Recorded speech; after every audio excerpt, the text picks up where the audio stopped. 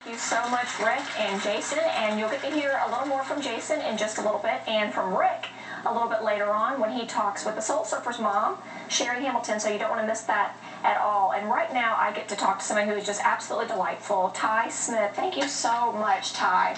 Glad to be here. Absolutely. You wear so many hats. You are motivational speaker, author, poet. To God be the glory. To God be the glory. What's this other? Kingdom educator. I love that. I love that. Kingdom educator. And so you have written a book called Kingdom Poetry.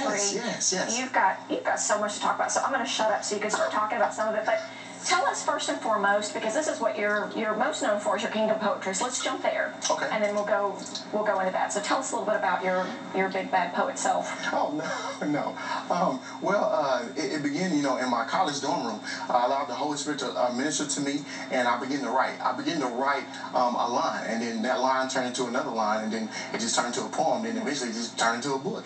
And then I self-published a book of poems, which called Kingdom Poetry, and ever since, it's been blessing people. I've been doing spoken word. I got a chance to open up for Martin Luther King III. And so, not everybody gets to say that. Well, that was just a great opportunity, and God opened that door, and I got to speak life and bless many people's lives, and that's just my goal, is to spread this Kingdom poetry all over the world.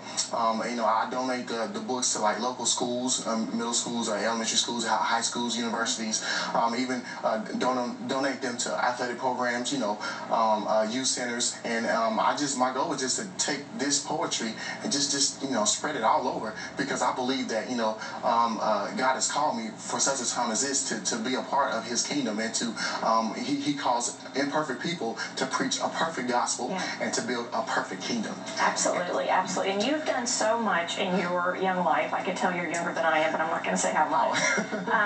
It's okay. You have such a passion for the next generation, which is so powerful. Oh, yes. For those of us who have, walked a few more steps than those behind us, to be able to do that, can you share a little bit about, I really want people to hear a little bit about your background, because it's that personal story that we all connect with. And I'm thinking, even on the way over here, my, lovely drive in Atlanta traffic that we all just love so much. Oh, yeah, I know, it's great. Had plenty of time to do a lot of pondering, and probably wrote some poems on my way, and all that. Everyone has a story. Oh, yes. And that's where we connect. Yes. It's through that. And so people may be surprised to know that by all human accounts, you shouldn't be here. No. So will you share a little bit about that? Yes.